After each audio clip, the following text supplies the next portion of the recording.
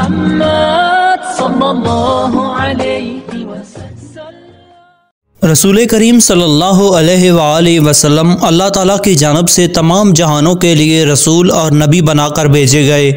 आपने मखलूक की हदायत के लिए कई तरह के इक़दामात फरमाए। इनमें वही इलाही को मखलूक तक पहुँचाना, कुरान पाक पढ़ने और याद करने की तरगीब दिलाना, अमली अहकाम की तरबियत देना, लोगों के सवालात के इनके हालात और इस्लाम के तकाज़ों के मुताबिक जवाबात इरशाद फरमाना, मुख्तलिफ मौक़े यानी जुम्मा, ईदैन और दीगर मौक़ों पर खुतबा इरशाद फरमाना, सफ़र खिज़र में किसी भी काबिल इस्लाह अमर पर इस्लाह फरमाना, बुराइयों पर तंबीह फरमाना, अलगर्ज़ हयात इंसानी के हर मोड़ पर रसूल करीम सल्लल्लाहु अलैहि वसल्लम ने मखलूक की रहनुमाई का एहतमाम फरमाया। आप सल्लल्लाहु अलैहि वसल्लम के इन इक़दामात में एक अहम तरीन इक़दाम खुतबात हैं, जो कि आपने ग़ज़वात, वफूद की आमद, जुम्मा, ईदैन और हज वगैरह के मौक़ों पर इरशाद फरमाए। इन तमाम खुतबात की एक ख़ास अहमियत है, लेकिन खुतबा हज्जतुल विदा तारीख़ इस्लाम और तालीमात पैगम्बर इस्लाम में बहुत जुदा मुकाम व हैसियत रखता है। खुतबा हज्जतुल विदा एक अहम तारीख़ी दस्तावेज़, हकूक़ इंसानी का चार्टर, अमन आलम का अजीम मंशूर, फलाह इंसानियत का अजीम तरीन नुस्खा और हकीकी इस्लामी आइन है। खुतबा हज्जतुल विदा मुख्तलिफ रावियों की रवायात की सूरत में कुतुब हदीस व सीरत और तारीख़ में मौजूद है। बाज़ मुसन्निफ़ीन ने इस खुतबा की रवायात को जमा करके मुस्तकिल कुतुब भी तरतीब दी हैं। इसे खुतबा हज्जतुल विदा इसलिए कहते हैं कि ये रसूल करीम सल्लल्लाहु अलैहि वसल्लम का आखिरी हज था और आप सल्लल्लाहु अलैहि वसल्लम ने हिजरत के बाद यही एक हज फरमाया। इसके आखिरी हज होने की पेशनगोई रसूल पाक सल्लल्लाहु अलैहि वसल्लम ने खुद ही मुख्तलिफ मौक़ों पर फरमाई। जैसा कि हज़रत माज बिन जबल रज़ी अल्लाह ताला अन्हो को जब आप सल्लल्लाहु अलैहि वसल्लम ने यमन का गवर्नर बनाकर रवाना फरमाया तो इनसे फरमाया, ए माज, गालिबन तुम मुझसे मेरे इस साल के बाद ना मिल सकोगे और शायद तुम मेरी इस मस्जिद और मेरी कब्र के पास से गुजरोगे। हज़रत माज रज़ी अल्लाह ताला अन्हो ये सुनकर रसूलुल्लाह सल्लल्लाहु अलैहि वसल्लम की जुदाई के गम में रोने लगे। चूँकि इस हज के बाद रसूल करीम सल्लल्लाहु अलैहि वसल्लम उम्मत से पर्दा फरमा गए और अलविदा फरमा गए, इसीलिए इसे हज्जतुल विदा और इसमें दिए गए खुतबात को खुतबा हज्जतुल विदा कहा जाता है।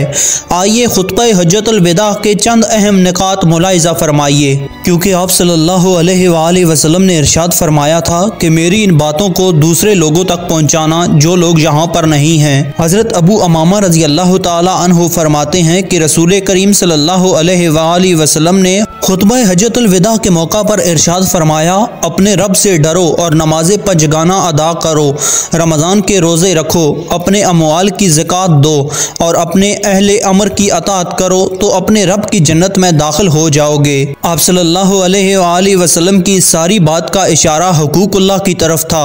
इसके अलावा इंसानी मसावात का दर्स देते हुए रसूल करीम सल्लल्लाहु अलैहि वसल्लम ने हम्दो सना के बाद फरमाया, बेशक अल्लाह करीम फरमाता है, ए लोगो, हमने तुम्हें एक मर्द और एक औरत से पैदा किया और तुम्हें शाखें और कबीले किया कि आपस में पहचान रखो। बेशक अल्लाह के यहाँ तुम में ज़्यादा इज़्ज़त वाला वो है जो तुम में ज़्यादा परहेज़गार है। बस किसी अरबी को किसी अजमी पर कोई फजीलत नहीं और ना ही किसी अजमी को किसी अरबी पर कोई फजीलत है और ना ही किसी काले को गोरे पर और ना ही किसी गोरे को काले पर बरतरी हासिल है। बस बरतरी सिर्फ तकवा की बिना पर हासिल है। मालो जान की हुर्मत के बारे में नबी अकरम सल्लल्लाहु अलैहि वसल्लम ने यौमन नहर के खुतबा में फरमाया, बेशक तुम्हारे खून, तुम्हारे माल और तुम्हारी इज़्ज़तें एक दूसरे के लिए उसी तरह हराम हैं, यानी इज़्ज़त वाली हैं, जिस तरह इस शहर मक्का में इस माह ज़िलहज में आज का दिन इज़्ज़त व हुर्मत वाला है।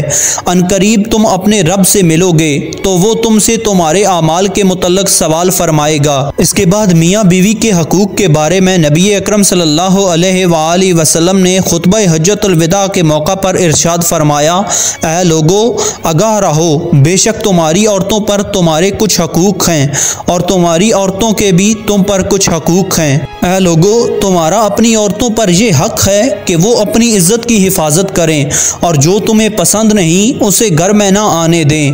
आगाह रहो कि तुम्हारी औरतों का तुम पर हक है कि तुम इन्हें अच्छा खिलाओ और अच्छा पहनाओ। हज़रत सैयदना जाबिर बिन अब्दुल्लाह रज़ी अल्लाह ताला अन्हो फरमाते हैं कि रसूलुल्लाह सल्लल्लाहु अलैहि वसल्लम ने अरफा के दिन अपनी ऊँटनी कस्वा पर तशरीफ़ फरमा होकर खुतबा दिया।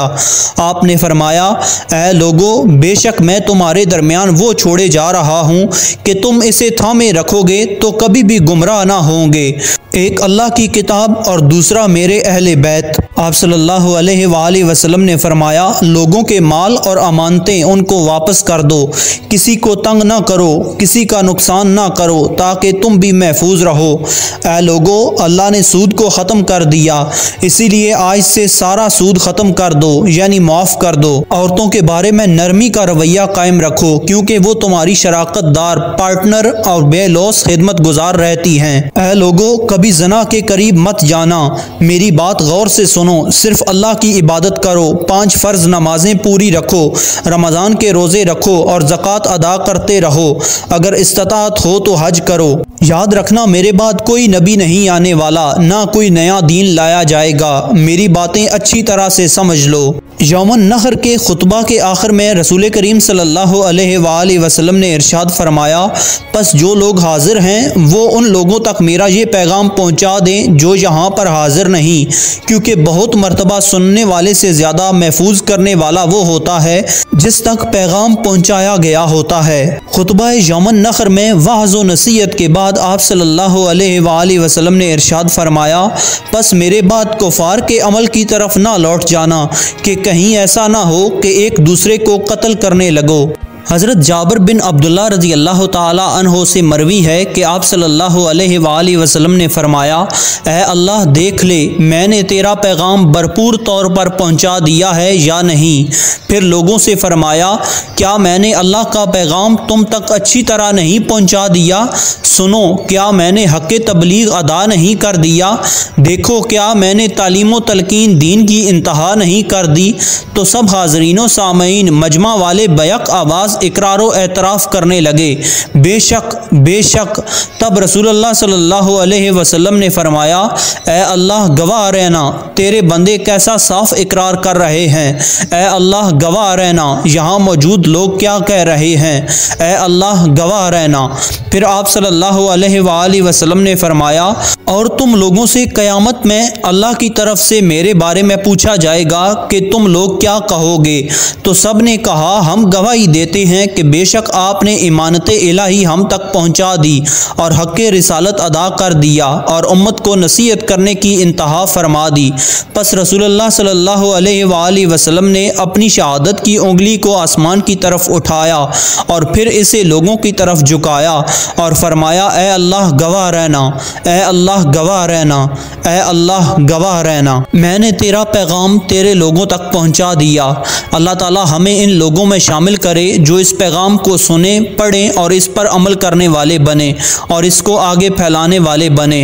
अल्लाह हम सब को इस दुनिया में नबी रहमत सल्लल्लाहु अलैहि वसल्लम की मोहब्बत और सुन्नत अता करे और आखिरत में जन्नतुल फिरदौस में अपने नबी सल्लल्लाहु अलैहि वसल्लम के साथ इकट्ठा करे।